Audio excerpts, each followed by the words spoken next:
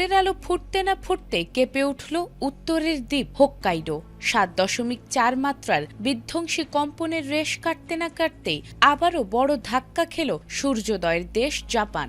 সোমবার ভোরে ৬.২ মাত্রার শক্তিশালী এক ভূমিকম্পে তোলপাড় সৃষ্টি হয় জনপদে।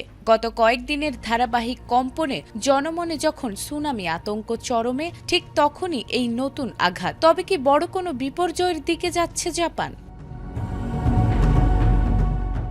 সময় তখন সোমবার ভোর ৫টা ২৩ মিনিট। জাপানের উত্তরাঞ্চলীয় দ্বীপ হোক্কাইডোর বাসিন্দারা যখন গভীর ঘুমে আচ্ছন্ন, ঠিক তখনই শুরু হয় তীব্র কম্পন। মুহূর্তের মধ্যে থরথর করে কেঁপে ওঠে ঘরবাড়ি আর স্থাপনা। আতঙ্কিত মানুষ দিক বিদিক ছুটতে শুরু করে। রিখটার স্কেলে যার মাত্রা ছিল ৬.২।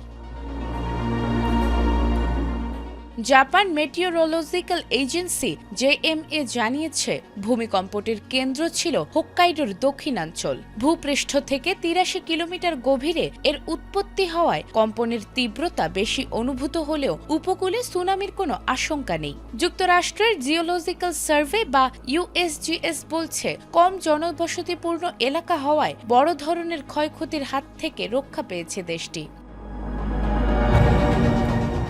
তবে স্বস্তির ভিড়েও কাজ করছে চরম আতঙ্ক। মাত্র কয়েকদিন আগে ৭.৪ মাত্রার এক ভয়াবহ ভূমিকম্পে কেঁপে উঠেছিল জাপান, যাতে জারি করতে হয়েছিল সুনামি সতর্কতা। সেই ঘটনার ক্ষত না শুকাতেই নতুন এই ৬.২ মাত্রার কম্পন জাপানিদের মনে নতুন করে বিপদের ঘণ্টা বাজাচ্ছে। এখন পর্যন্ত কোনো হতাহত বা ক্ষয়ক্ষতির খবর পাওয়া না গেলেও সতর্ক অবস্থানে রয়েছে স্থানীয় প্রশাসন। আধুনিক প্রযুক্তি আর উন্নত অবকাঠামোর কারণে জাপান বারবার ভূমিকম্প সামলে নিলেও প্রকৃতির এই ধারাবাহিক রুদ্রমূর্তি ভাবিয়ে তুলছে বিশেষজ্ঞদের। নাজমুন নাহার জান্নাত, এটিএন বাংলা।